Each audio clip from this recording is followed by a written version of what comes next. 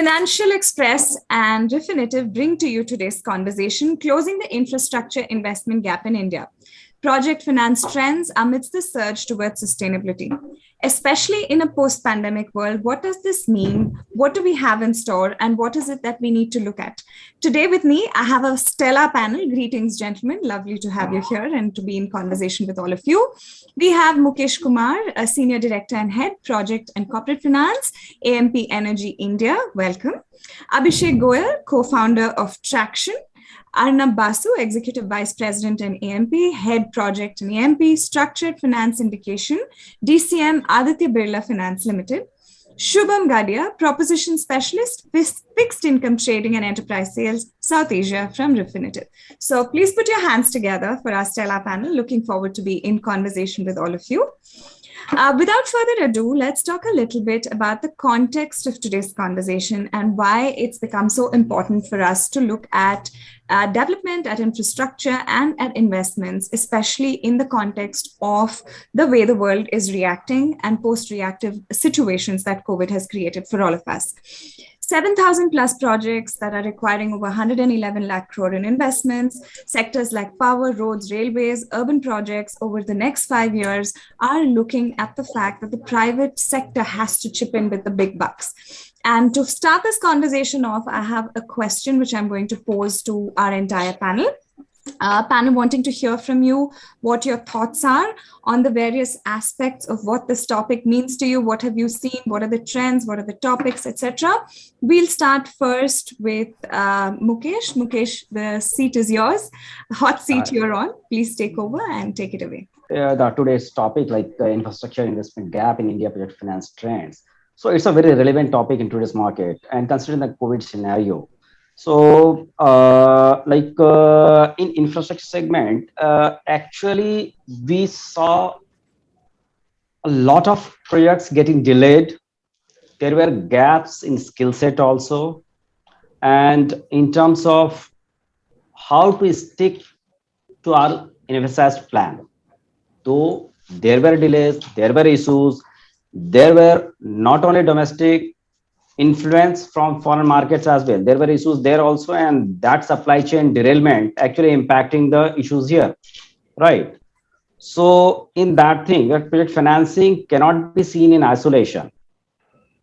We have to see how the projects are getting impacted, and that's how even that impacts how lenders are looking at financing of those projects. So it's a very relevant topic. And in last 1.5 years, we have seen the lenders as well as suppliers, manufacturers, all the stakeholders have come up with their own set of how to deal with those challenges. So we will discuss during the course of our Yes, some insightful thoughts there, some trends that we're looking at. Abhishek, moving over to you to get your thoughts on the topic and what we're going to discuss today. Well, I'm Abhishek. I'm really happy that this is a topic we are working on, and I'm happy to be a part of it because I come from the IT capital, Bangalore, and I think Bangalore raises the bar in terms of how much infrastructure can actually hamper the productivity of the growth of this buzzing ecosystem. Startups are leading the future for India in some ways, and I think we see so many broken roads, infrastructure issues here. And it's always heartening to see government making some progress with policies on that front. And there is always ways to do more, but it is always good to see some steps in the right direction. And I think how much it can unlock can only be seen and experienced in a place like Bangalore. And I'm very happy to be a part of it. And it would be interesting to assess what is being done and what can potentially come. And it will be very interesting to brainstorm with all the esteemed panelists. Amazing. That's true, because there's always a silver lining. And I think we are looking at the silver lining with infrastructure projects getting front and center. Thank you so much, Abhishek. Moving now to Arnab Basu. Arnab, if we can get your thoughts and your opening comments on what we are discussing today. Thanks, Shreya. I don't think I need to say that, infrastructure is the backbone of any country and any development which happens. I would just like to add a few bits about my experience, the way we have seen it pan out over the last decade. Like Mukesh mentioned that, if we go back to the early parts of the decade, 2010, 11, 12, there were a lot of challenges which the sector had to withstand. Project delays, delays in terms of linkage, delays in terms of approvals, delays in terms of resources coming in. And then once the project was implemented, then there were also issues with regard to the problem with the developer, that the capital had been kind of stuck up. They could not liberate the capital so that they could go in for further developments. But fortunately, over the years, the way the situation has panned out, that it's been an extremely comforting situation, that both the developers, the lenders, and the government together have solved a lot of these problems. So in the late stages, if you see, if I look at the projects which we have funded in the last few years, there's hardly been any delays. There's hardly been any issues with regard to approvals. Things have got much streamlined. And two is that there has been a plethora of the overseas funds, the pension funds and the sovereign funds who've come in and taken over these projects. Because for them, annuity returns, which India provides, is not available anywhere in any part of the world. So, things have really happened a lot. Things have improved significantly from where we started. And I feel that, with Gati Shakti and the National Infrastructure Plan, this Right. would provide further impetus to this sector. I would like to speak a bit more about this as we progress. Right. Now, again, that brings me, into looking at the fact that while there have been logistical issues, while there have been problems in the space, I think looking ahead and looking forward and actually getting through those logistical roadblocks is truly the way forward. And thank you, Arnab, for sharing your thoughts. Shubham, I'm going to bring you in at this juncture and ask you for your opening thoughts and comments in context of the conversation that we're having now. So thank you, Shreya, for having us today. Locally we've been speaking that there is a gap on the funding side. Even globally, if you look at it, I think by 2040, it's expected that infrastructure alone will need more than $15 trillion. So we're talking of some really sizable amount of gap there. And also post-COVID, what's really happened is we've seen both developed and emerging markets, look for effective tools to fast recovery, and infrastructure, as Mr. Arnab was also highlighting, is the one of the core attractive ways. Now, the good thing that's really happened in the segment is we've seen a lot of new investors come in, and we've also seen a lot of long-term investors come in. So as again highlighted, whether it's, your provident funds, the sovereign funds, insurance companies, we've seen that really moving well for the sector. The other thing that's really picked up over the last couple of years has been a lot of new ways, or I would say things such as, green bonds, or for that matter, ESG loans. I think that's a very new concept over the past few years, and it's really picking up a lot. I mean, if you look at only numbers for September till this year, sustainable financing itself has raised more than $1 trillion. So I think a lot of things are moving in the infra space much more faster than before, but then it's a long way to go. And I think it's a good topic to be covered at the right time, and let's have a more fruitful discussion around it. Yeah, that's exciting, right? The numbers, the math, the data around it, and clearly the numbers are pointing us in the right direction. So thank you so much, Shubham, for your thoughts. Mukesh, Arnab, Abhishek, and Shubham, my next question is to all of you, and this is in context of building back better. A sustainable, resilient recovery after the COVID-19 pandemic, which looks at build back better, should ideally be the underlying principle of infrastructure investments in the aftermath of the COVID-19 crisis. But continuing business as usual investment patterns has been a bit of a challenge, and that has left societies exposed to global environmental emergencies. So tell us a little bit about what you think can organizations, people, investor funds, etc., do to sort of plug this gap and to sort of look at this in a form and manner that's more sustainable and long-term standing. So Mukesh, we'll start with you on this round again. See, Shreya, regarding this building back thing, obviously we have seen multiple challenges during the course of like 1.5 years of this. But at the same time, there are many silver linings as well. And what has been the good thing that we have used these challenges to create a kind of ecosystem that will be very helpful for us to develop or to give impetus to the infrastructure segment in India. If we talk about, as rightly mentioned by Mr. Arnav also, Whenever any investor venture into a new market, what actually they look for? They look for the commercial viability of their venturing into that new market. What's the regulatory certainty in that geography? What the approval and other processes? What's financing environment in that country, right? And on top of that, what's the necessary skill set? And in today's era, given the topic also that sustainability, so the EHS thing that has also become a very core point for all the investors. Now, in terms of all those things, if we talk about, there has been a lot of positive things in that financing, the financing environment, all the be it domestic financial institutions or ECB lenders, they are flush with liquidity. They are willing to explore new deals structures. So you can say pricing, structuring, and speed. All the three things are available in today's market. We talk about necessary skill set. Necessary skill set, we have observed some gap, but we have lived up to the challenges, and now we are better off what we were 1.5 years back. If we talk about the recent changes in policies, as you rightly mentioned, that because of this thing, we have to build back our own ecosystem so that we are less dependent on others, be it supply chain, be it any other thing. Because of PLI, because of other schemes, there has been a great impetus for that from government policy front of view also. But and on top of that, investors are very keen to get into India because of the huge potential that it offers, be it in power sector, be it in road, be it in airport, be it in rails, right? But I'll not say that there are positive things only. There are a couple of things that has impacted the growth also, like recent changes. I'll just give you an example: recent changes in GST rates, right? So it has nobody had expected. Actually, we had all had planned for something, and if something of this sort happens also, actually usually it happens from April or so, not mid-year. So a bit of challenge it has thrown to us.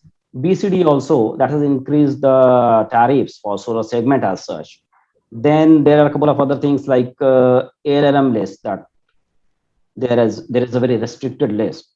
But still, these are a couple of things for the shorter term. In the longer term, these all things can be streamlined. Land acquisition challenges are also there. So if we talk about in entirety, the positives outweigh the challenges that we have. And in the longer run, we are on track to build back our bonds, build back the entire infrastructure segment, and it will continue to attract the investors in the longer term, as it has been in the past, India. Yeah. Great. Thank you, Mukesh. There you go, bridging the gap, understanding the gaps, understanding the positives and the negatives, and sort of weighing them out. Abhishek, switching gears to you, again, asking you the same context and the same question. What do you think it looks like in terms of those gaps that exist? What do you think are those challenges that you don't foresee? And what do you think are those trends that are supporting the cause? How are you going to build that better? I think Mukesh has covered a lot of ground on what investors look for. I think I wanted to add 2-3 small points with respect to how, if you draw parallel between infrastructure and how startup movement happened in India. So I think one of the big things that I would want to see more of is just generally more transparency around the projects and around making more data available about the project. We have seen consistently that whenever there is more data availability, usually there is a lot more momentum, because it is much harder to hide things and it leads to much larger governance. So like you had RERA, where a lot of data is available. I wish like significantly higher quality of data is available about the projects overall. One could go online and see how much time it took, for what kind of approvals were required, how much expenses were done. So it will lead to a lot more transparency, trust, and eventually people can see where bottlenecks are in the project and will get a lot of new ideas. So I wish significantly large amount of data is available, and that I think generally is a good pattern. Secondly, I think we are already seeing enough technology being used. So like all these digital collections, that helps reduce a lot of cash collection into digital and hence eventually improves governance. So I think more of that would be always welcome in my opinion.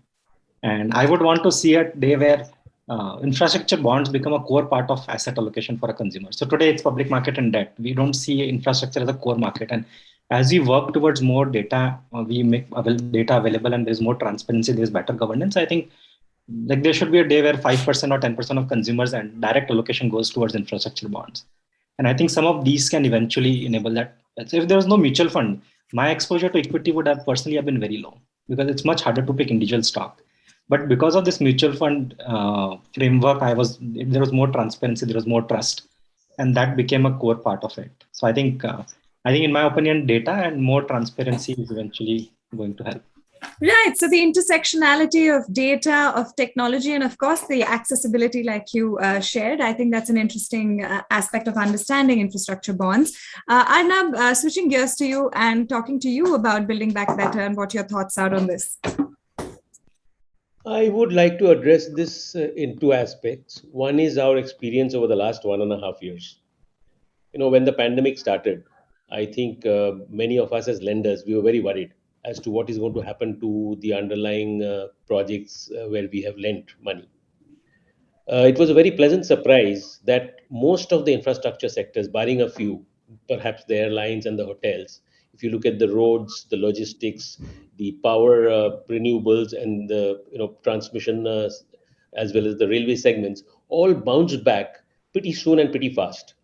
And they worked very robustly, predominantly because of the requirement of the supply chain, predominantly because e-commerce thrived, basis which the logistics and the roads also had their tolls and movements and stuff like that. So I feel that we've come to an inflection point. The pandemic did not really impact us the way one would have anticipated when it begun. And we are at an inflection point when things are going to be far, far better with the new projects and the new plans which are going to be rolled out, hopefully, anytime soon. The second aspect I would like to address is that along with that, I see a lot of capital flows.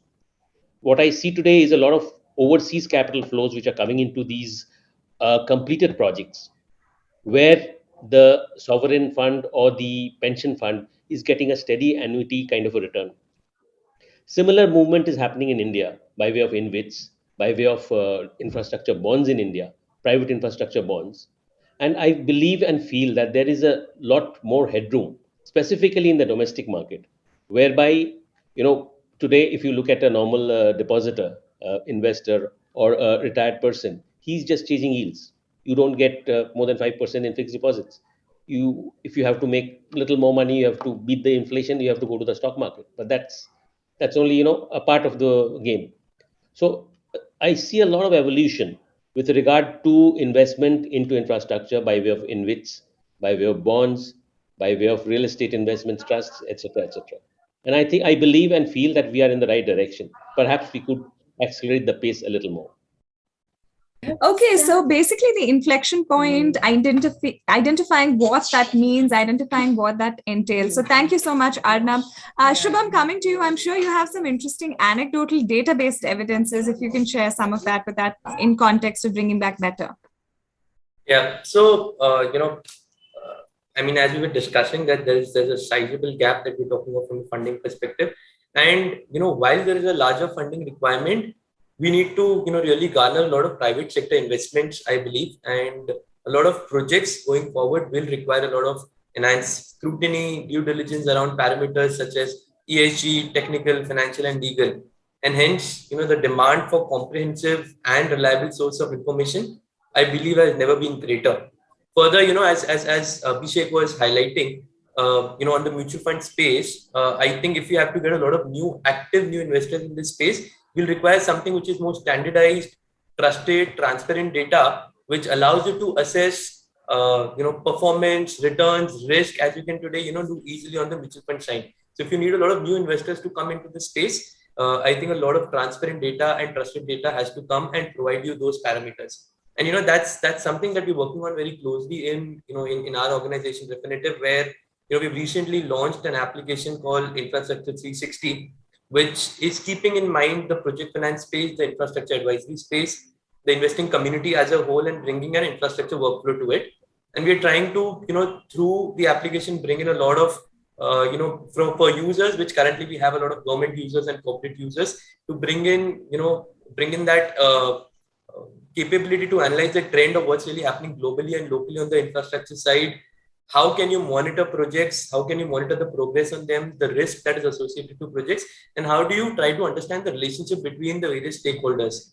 The other thing that we're also trying to do and build into a lot of data is we're trying to leverage a lot of old deals that have happened in the market, current deals which are there in the market, which is helping the current market participants a lot from an origination perspective, structuring the deals perspective, valuing the new deals, and working and I think there is, as we're talking a lot of funding gap, there's also a sizable data gap, and that's what we're trying to bridge in here by bringing in something new to the market.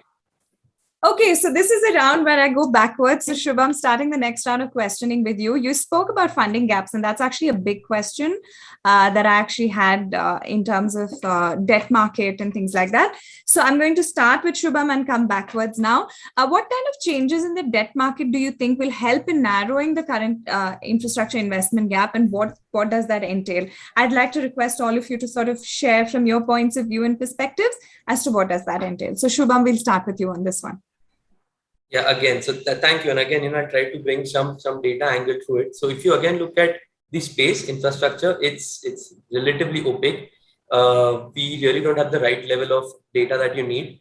As an organization, we collate a lot of data from different channels. And when you talk about the large deals, a lot of these deals are being covered by the larger markets, and there's a lot of press around it. However, as we see the market expanding, we see a lot of private infrastructure assets being built up, and for that, a lot of smaller infrastructure data is really what is needed, and that's what we're trying to work a lot on. We're trying to get in a lot of local data deals, a lot of content around what's really happening in the local market, more from a funding perspective, from grants perspective, from equity perspective. And also, if you look at it, touch basing a bit again on the sustainable side, because we're talking about the debt funding, we're tracking a lot of, we're seeing a lot of activity on the sustainable financing side. So as again, one of the fellow panelists were highlighting, we've seen green bonds coming in, REITs coming in, ESG compliance loan coming in, which has all become the flavor of the market. And a lot of these, obviously the underlying by default is maybe a solar project or a wind project. And we've also seen a lot of new investor segment coming in the form of sovereign funds, provident funds. We've seen AMCs now being active and making solid efforts globally and locally to bring in the money that can be allocated to these projects for the good of the environment. For us, from a overall debt perspective, what we're really trying to do is for the investors, for the government, we're trying to bring in all these sustainable assets at a single position through our offering. Try to understand how the sustainable assets are being funded. Is it loans, bonds, equity, grants, and provide the required inputs to the investor profile so that they have a surety when they're entering into new projects, and a good transparent data to support the entire debt that they may plan to take up for any project. Right. Okay, that's a vast sort of an understanding that people need to get a hold on. So I like the way you've sort of sorted it into these data analytics and technology numbers sort of scope and scale. So Arnab, I'll come to you now and I'll ask you the same question in terms of the investment gap and how we're going to address it, and what do you think can be done in the context that we're speaking about? I see, Shreya, the kind of investments we are anticipating, there is definitely going to be requirement of debt as well as a good dose of equity. Now, like I mentioned, that over the last decade, we saw the sectors getting fairly reasonably streamlined. Today, if we assess any project in infrastructure, I don't think man on the street can do it. You need reasonable amount of expertise to evaluate a project, to evaluate the risks, and then look at the commercial viability. So it's going to remain the domain of the developers and the lenders like the banks, the NBFCs, and the financial institutions to handhold projects which are under implementation.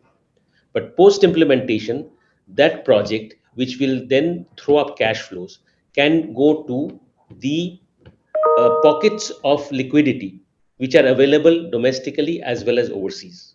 So I see the entire value chain gradually developing and becoming much more mature. That projects, when it's under implementation, it's going to be the banks and the NBFCs who are going to be the lenders. It's going to be the developers who are going to be the developers of this project and put in their own equity. Post implementation, these projects would, in the form of an InvIT, in the form of green bonds, go to the likes of the sovereign bonds, likes of the insurance companies, the AMCs, and the general public, who would now have the access and the luxury of having the cash flows and the annuity returns coming to them in definite periods of time. So that evolution is happening, and I think also is going to happen significantly in the coming years. Right. So for me, the takeaway is the maturity and the evolution of the value chain. And of course, when you're looking at it from a stakeholder point of view, where the interventions are required and where they interplay. So thank you so much. Thank you, Arnab. Abhishek, bringing you in here and asking you about the gaps and what the context holds from a point of view that you bring to the table. Right. So I think Shubham has covered a lot of points around data, bringing richer data on the projects. And I think I wanted to quickly add to that I think like in public markets, a large part of market used to be dominated by institutional players. And in infrastructure, look like a much larger part is covered by institutional players. I think over time, we have to develop more assets which can consumerize it. And like in public markets, we are seeing where a lot of retail investors are now driving the entire stream, and not only just institutional and foreign capital. So I think as we build more products around that, which can make it easier for somebody to invest, let's say 2,000 rupee a month, and participate in this entire asset class, will be a game changer in my opinion. We have to, as we need more capital, we have to unlock avenues by which we can get capital. And I think enabling that for a passive investor is going to be a very interesting path in my opinion. Oh, okay. So breaking the current dynamic in the form of understanding and developing more access points for more people to be able to look at this in a more easier to use, understandable, transactional form. Yeah, I think it's true, because I have felt that too many times on the other side of the spectrum, that there is a lot of complexity associated to it. So I think there is a resistance. So that resistance sort of does not let you go into the depth of it, because, you know, you're thinking and you're perceiving that it's a complexity that you don't want to get your teeth into, sink in really. Mukesh, bringing you in here and asking you for your perspectives on the gaps and how we're going to bridge them, and in context of what everybody said, if there are things that you think need to be highlighted at this juncture, would like to ask you for your thoughts. Yeah, so see, in infrastructure segment, obviously a large capital is required, and that will be provided by both the debt and the equity. And as has been rightly mentioned by Mr. Arnab, Shubham, and Abhishek, so initially, like it will be NBFCs or banks who have greater skill set or expertise to appraise the project, and then probably they can pass on the baton to somebody like the sovereign funds and others. And the idea is that to go to that level, that we can attract funding from retail investors, right, as rightly mentioned by Abhishek. And in that, the digital thing and the kind of information that you can make available to the retail investors, and in a easily understandable format. Otherwise, if you make it very complex, then again it will come back to the financial institutions, right? So that way, but that will actually will happen in stages. So initially, as has been the practice, and that is going to take shape in near future as well, that initially we will have in every new segment few financial institutions which have greater skill set. They will take the lead, and then other financial institutions will follow. So maybe after some time, they will also have their in-house skill set to a level that they can appraise the project and participate. But initially, they will rely on the lead lenders or lead financial institutions. And the second thing that has happened also in the last few years, that now we have very credible third party which are providing reports. be it technical aspect, be it ESG, be it any other thing. And that's what is attracting a lot of foreign investors to India. And those reports are quite exhaustive and thorough, comprehensive in nature. So those are the things you don't have to. So this will actually, in the longer run, create that market, that what you can say, though we have seen many foreign transactions, bond market, the domestic bond market has to develop. And this kind of a comprehensive report, financial institutions pitching in, that will lead to that development. Second thing, regarding banks, they have ALM issue, asset liability mismatch issue, right? Now the government announcements of like new infrastructure bank or bad bank, both the things will actually in the longer run will help a lot. The new infrastructure bank will free up the cash available with them. The ALM issue will be tackled to a certain extent. Again, bad bank, that will free up the kind of bad assets or stress assets available with them. So those things are a very positive movement that's happening. And those are the things that are the key, I can say, takeaways from this COVID time. And the digital thing. So I was pleasantly surprised that now you see, be it particularly in power, I have seen SECI, NTPC, and other tender. We had not thought of that these things can be done online. But now we can see pre-bid meetings happening online, bids, discussion, everything happening online, and not in power, in other sectors as well. So 2 years back, nobody had ever thought of, but now it's happening. It's real. Yes. So getting down to the brass tacks of how the market is being created, including the aspects of technology and how the digital world has really transformed the way business was performed earlier, right, to the way it's changed and to the way it's obviously opening up avenues on multiple fronts. Shubham, I'm coming to you. All of you actually spoke about this. We've all spoken about access. We've spoken about access to information, about simplifying, complex data and information that's available into bite-sized consumable pieces. So Shubham, I'll start with you and I'll again come back in this order. What do you think is the kind of information that's available for investors to evaluate, and what kind of due diligence do you think is being performed for deal structuring currently that's making it attractive for new investors? Because that's obviously an area that needs to be, like all of you spoke about in the previous round, to be front and center and to be highlighted. So Shubham, we'll start with you and then I'll come back in this order. Sure. So I think again in this space, there has been data, which has been there, but it's been broken across multiple places. That's been an issue.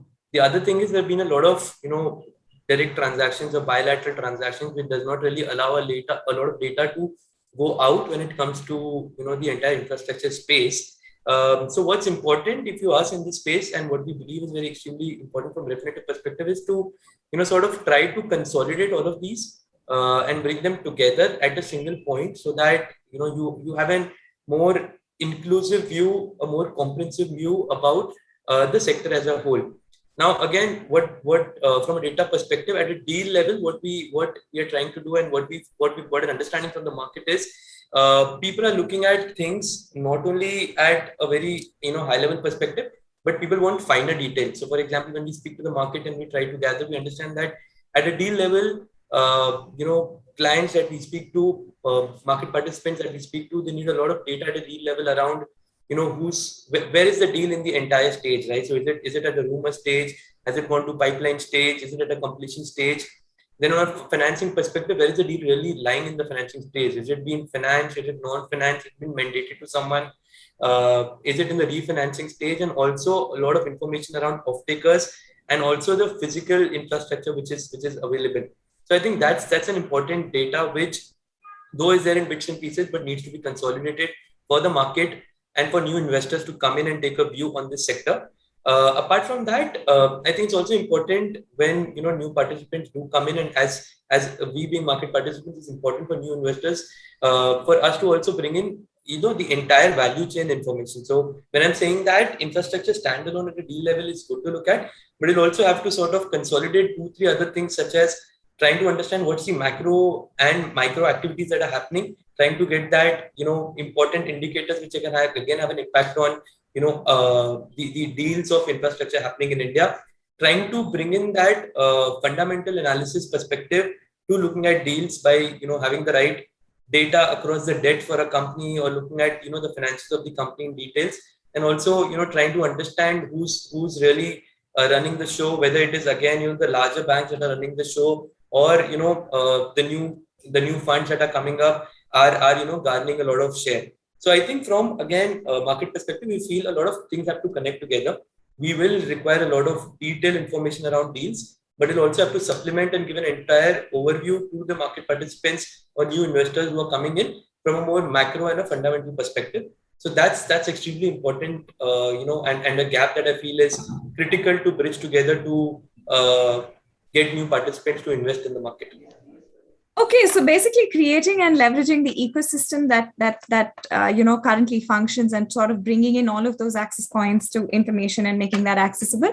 Arnab, bringing the same question to you, in your mind and in your thought, what do you think is the kind of information that's available currently? What do you think can be done that makes it more attractive to new investors? So switching gears to you. Shreya, just to answer this point, I personally feel that the data points for any infrastructure project are far more simpler and easy to monitor as compared to a complex corporate enterprise, which has different n number of products, which has n number of branches, and maybe thousands of employees, so on and so forth. For instance, if I give you examples, let's look at a renewable power plant. It's basically the capacity which is getting generated, which can be monitored by way of a PLF. It's basically supply to the counterparty, where also there is metering done, which is also very transparent and very objective. So once you have these 3, 4, 5 data points, it's very simple to put forward a model in place where you can monitor them easily as the project is implemented. The same applies for a road project. If it's an annuity project, if the road is maintained well, irrespective of the traffic, the government, the NHAI makes a semi-annual annuity payment. If it's a toll project, today with FASTag, you have also tagged, you have also plugged in the leakages, what used to happen earlier. So to my mind, understanding and putting together a model for infrastructure projects, most of the infrastructure projects are not that complex at all, which is why I personally feel that you can provide a opportunity for the retail investors by way of an InvIT, which could provide transparently a bouquet of projects and monitor their health and cash flows on a regular basis and provide input to the investors, and which is why it has been so popularized by way of overseas investments and gradually also getting into the domestic market. Absolutely. I think that's the good news, because what is there already exists. It's only about maybe just tying the loose ends together and projecting the story in the form and manner that needs to be projected. So that's probably the only thing that we need to do to cover that final last gap. Abhishek, coming to you and asking you about your thoughts on this one. You spoke passionately about infrastructure projects, about the context of being in a city like Bangalore and how that plays off. So would like to hear your thoughts here at this juncture.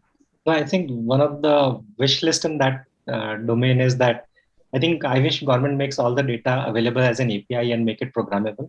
I think most of our data that we get are all scanned PDFs. So we have to spend so much energy in converting them to structured data. And I think that is why a lot of markets require structured players like what we do for startups and what Definitive does for a lot of categories. Is because this data is not easily accessible. Look at Singapore government, what they've done to company data. Everything is available through API. And then every day programmer can sit part-time, work for 2 hours on a weekend and build a project around it. So I think I wish data is available programmatically and through API. And like there should be some, and government should do some accelerator around all the data that government provides, because there is so much rich data that governments are giving out today. And between these two initiatives, I expect a lot of innovation on the data and technology front that can drive some of the gaps in growth. Okay, absolutely. Some amazing startup ideas there, really, in this round of conversation, because clearly the information is available, the data is out there. It's about crunching those numbers and building that scenario into more accessible information. So, thank you, Abhishek. That's an interesting point to note, that we need to debureaucratize data in some form, and I think that provides an opportunity, and really, it's conversation around that opportunity. So, Mukesh, bringing you in here and asking you for your thoughts on this one. Most of the points have already been covered by Arnab, Shubham, and Abhishek. So I'd like to just add one thing, as rightly mentioned by Mr. Arnab, about Invit. That Invit is a platform wherein you are providing a means for retail investor to pitch in with their capital, right? Now, as of in the current market, or traditionally in the last few years, if you see what has been happening, as we were discussing in the last round also, that most of the lead lenders are doing the appraisal of projects, infrastructure projects, and then the other lenders follow them, right? Or refinancing happens when most of the risks are over after commissioning or something. Here, there could be, between Invit and this, there could be a step in between, and that is gaining pay, or that is there in overseas market as well, wherein somebody is there who is running a platform. Whenever there is a requirement of providing greenfield project financing, then I understand the skill set for appraising the project in entirety may be missing, maybe not that deep with some financial institutions, but they have capital and they are willing to take that construction risk also, but somebody has to kind of handle. So there are platform available wherein somebody takes the lead, they provide all the information in a proper form, and they float it internally with their, what you can say, channel partners or whatever, right? And that they seek their consent, whosoever is willing, with that sort of information memorandum. And then it's kind of, okay, out of 15 partners we have approached, 7, 8, or 9 of them have shown their willingness with the information that we have provided. And since those partners have worked with that lead partner in the past also on several transactions, they have complete faith and trust that, okay, yes, they have necessary skill set to appraise the project, and they know our risk appetite as well. So that could be a midway. Obviously, in the longer run, it will go to Invit and other forms, but in between, this could also be, and then financial institutions with somewhat smaller ticket sizes, they can also participate with their funds through these platforms. And for a developer like us, it will not mean that we have to do loan documentation with 10 financial institutions. I'll be doing financial documentation with that lead lender only, because he will align all others. So basically, creating an inflection point of all of these various moving objects into one narrative, which can be brought in, especially because, like you say, there is an appetite for investment and there is an appetite for risk. So again, another startup idea, where are those channel partners really? That's the question currently at the moment. You have spoken about it. So Mukesh, I'll start the next question with you on this one. How do you think PSUs play a part, and what is the importance of their role in mobilizing and increasing green capital flows? What do you think are your thoughts on this one? And then I'll move the same question over to the other panelists as well. See, in PSU, actually in the beginning also, Mr. Arnav had mentioned this thing. So traditionally, we are seeing two kind of PSUs, or public sector banks, I'll say. Few which are quite active, and they have the necessary skill set also to take greenfield financing risk. And there is a different set of PSUs which are like they are either they'll come after most of the risks are over, commissioning is done, or they will rely on lead lenders appraisal. So that has to be changed. Like, because it's not that just two, three, four major financial institutions or particular banks have the capital. Others have also huge capital. The kind of CASA they have, their cost of capital is quite cheap, right? So they can provide the necessary impetus for infrastructure financing, but they are taking a backseat. At times, they want that NBFCs or other should take the necessary construction and other risks. Once that asset is commissioned, then probably they will pitch in. So that has to change. That is changing, but the pace is slow. So that has to change. Yeah. And in addition,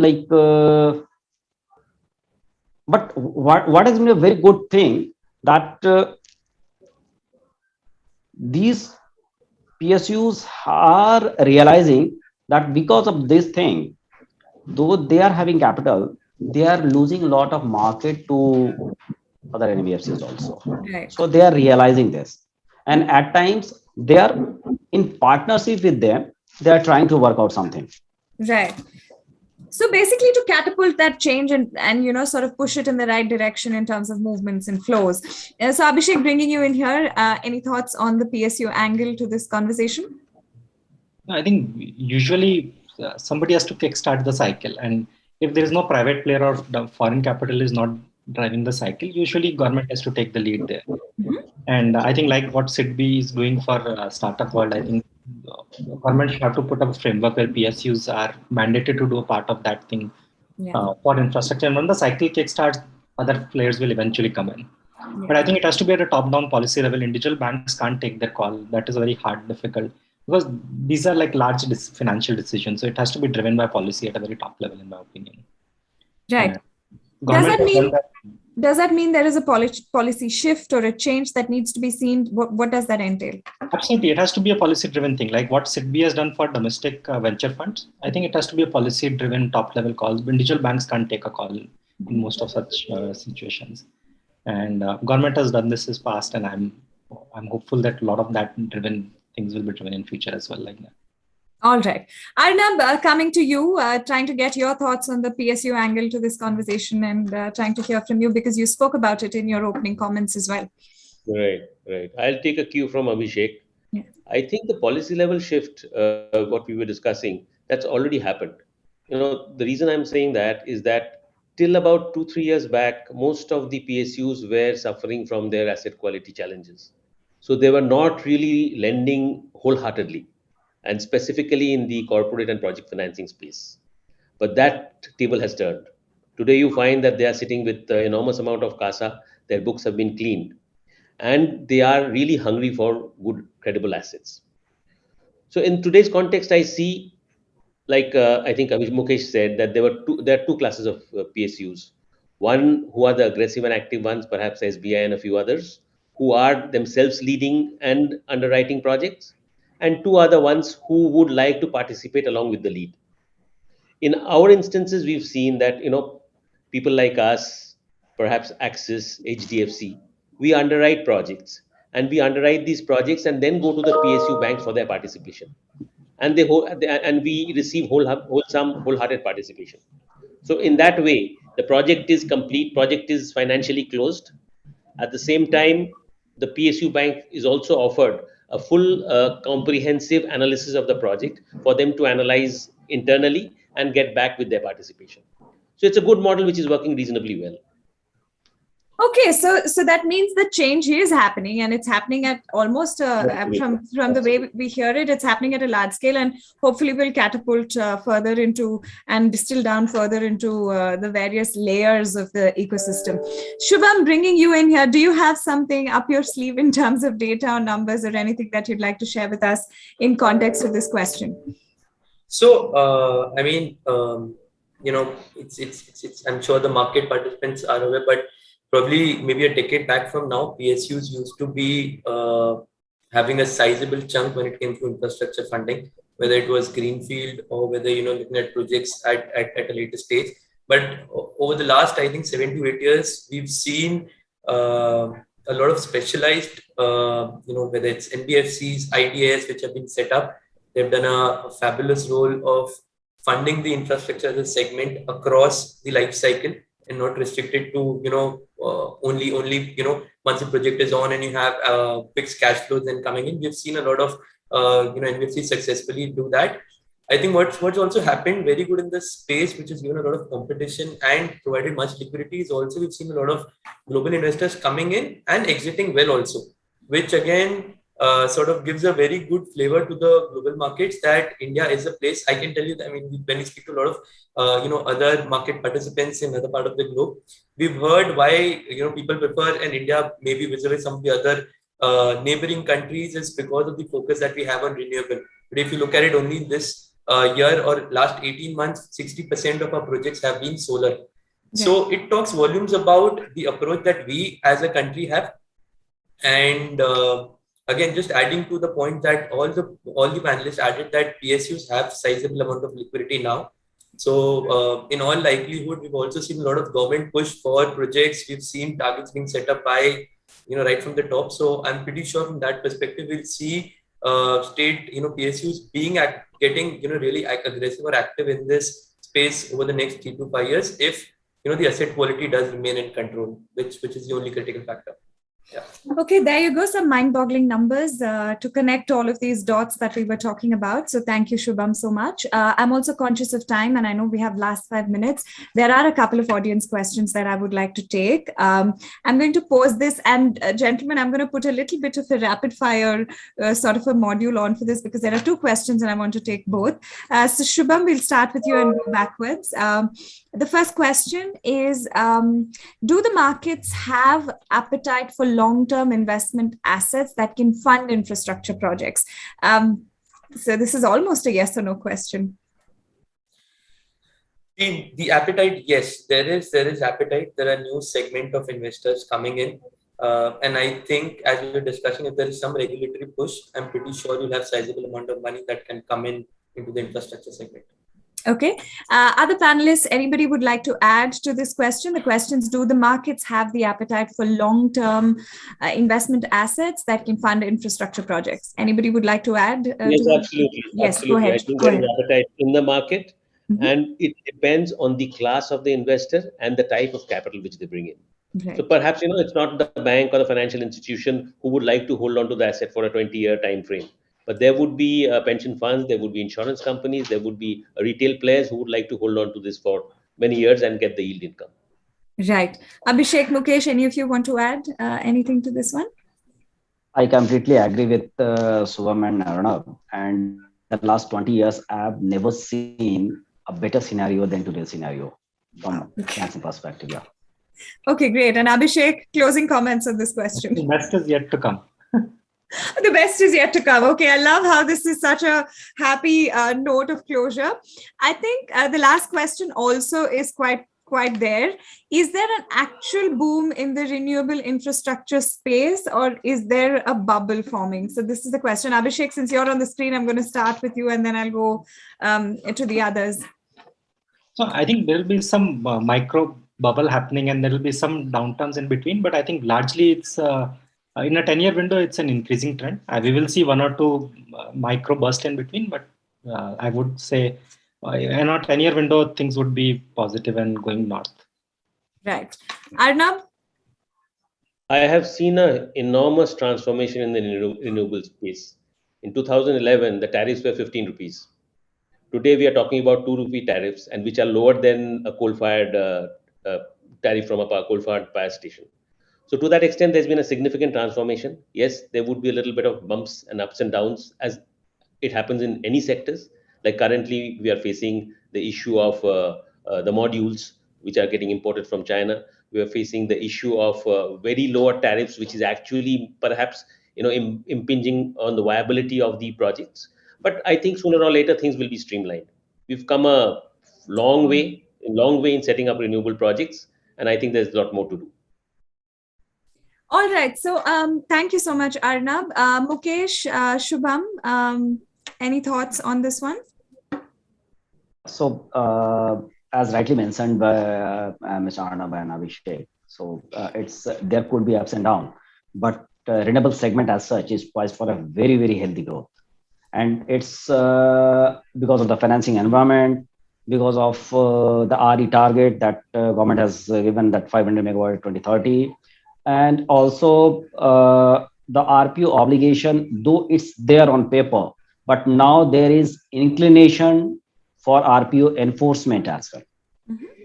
So those things government push for backward integration. So as we were talking about this COVID thing and the issues and challenges, now government has realized that thing, that supply chain issues in overseas market may derail our plan.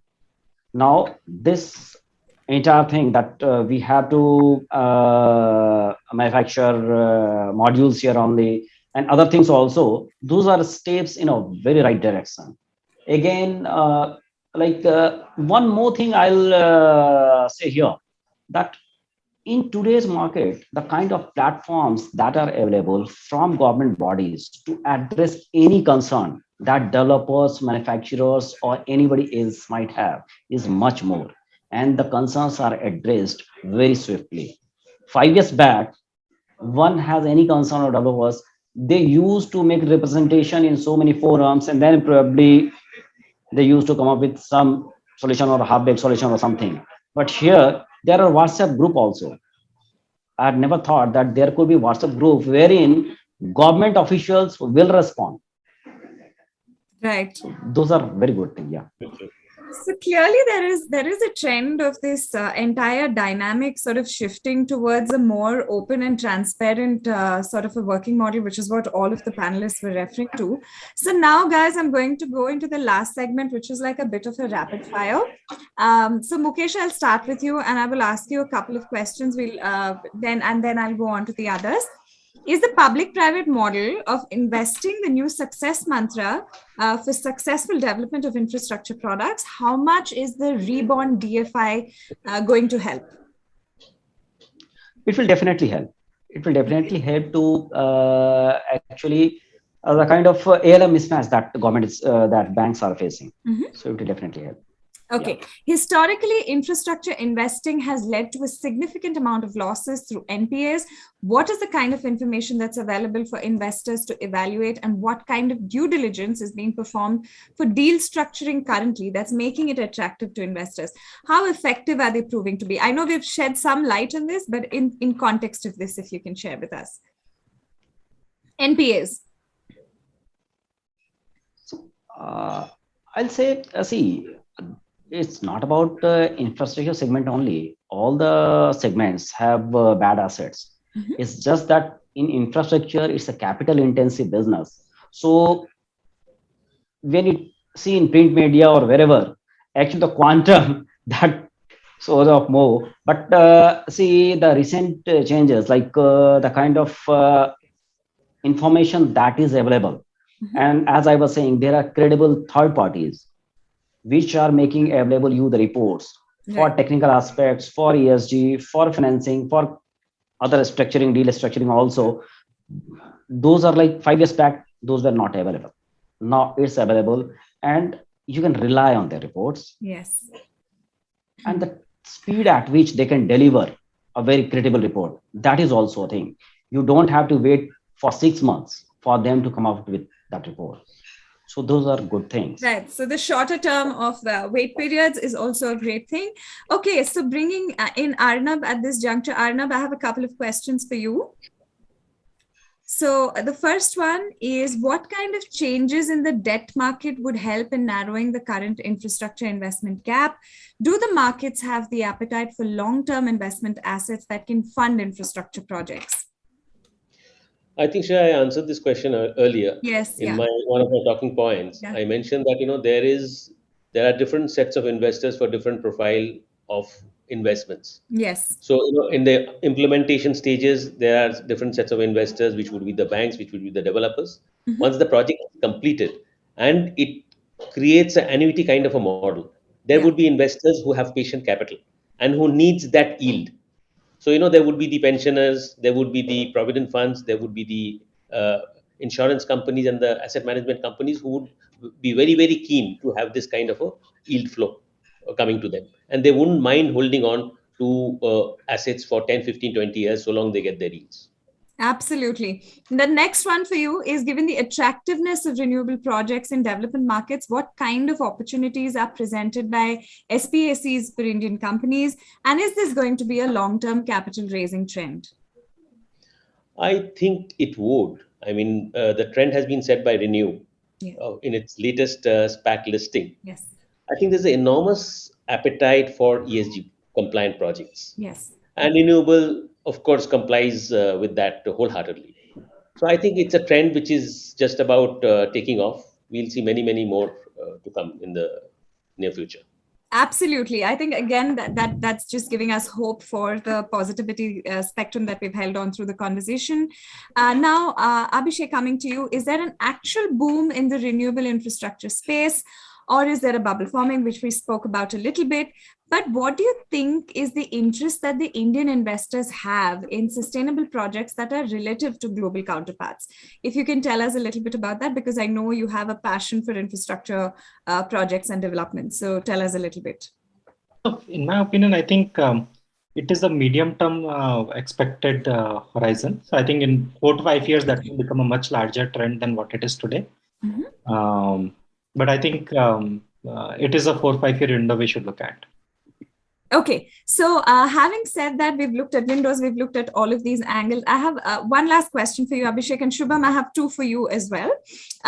Weak infrastructure, Abhishek, is a key impediment to improving manufacturing competitiveness, and India's infrastructure bottleneck is a primary constraint, to improving. We are seeing or even maintaining that. What are your thoughts on that one? No, absolutely. I think I think execution is the gap there. I think we are losing way too much money in execution, from all the way from approvals to leakages everywhere else in collections. I think the more digitization is happening, I think it will slowly fill those gaps. And I think at the top level, there is high intent. I think execution is where we need to plug all the gaps now.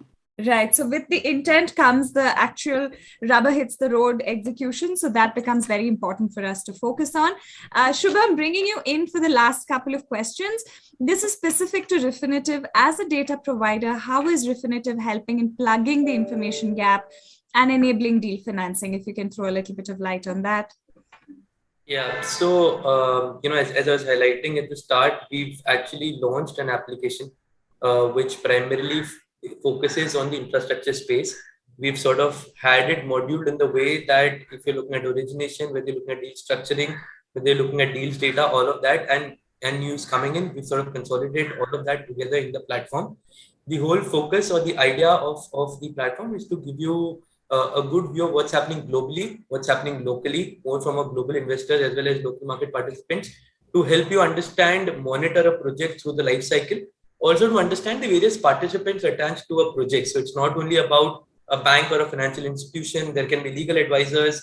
There can be, other participants to understand the offtake agreements that projects have. So we're trying to build all of that together. We've also tried to, in the same piece, bring in a lot of funds data, because as we were discussing throughout, a lot of new funds are being set up that are looking at ESG, that are looking at green bonds. We've also sort of consolidated on the same portal a lot of funds data, and we're gathering that on the portal together. So the whole idea is to connect various dots, bring that under one umbrella, and hopefully give the right and transparent data to the market. So Refinitiv, in context of what you're saying, also prides itself in being a trusted partner for all stakeholders who are pursuing sustainability goals. So how does this vision really come alive in the infrastructure project finance space? If you can shed some light on that, that's my last question. Yeah, so again, touch basing on the sustainable finance, what we are primarily doing is we are collating globally everything that's happening in the green bond market side. We are collating everything that's happening on the ESG front. We're gathering a lot of info around InvITs, REITs, and we're trying to plug that together. As I was telling you, we are also trying to do a lot of comparison across what's really happening globally, so that global investors have a good view when they look at a country risk.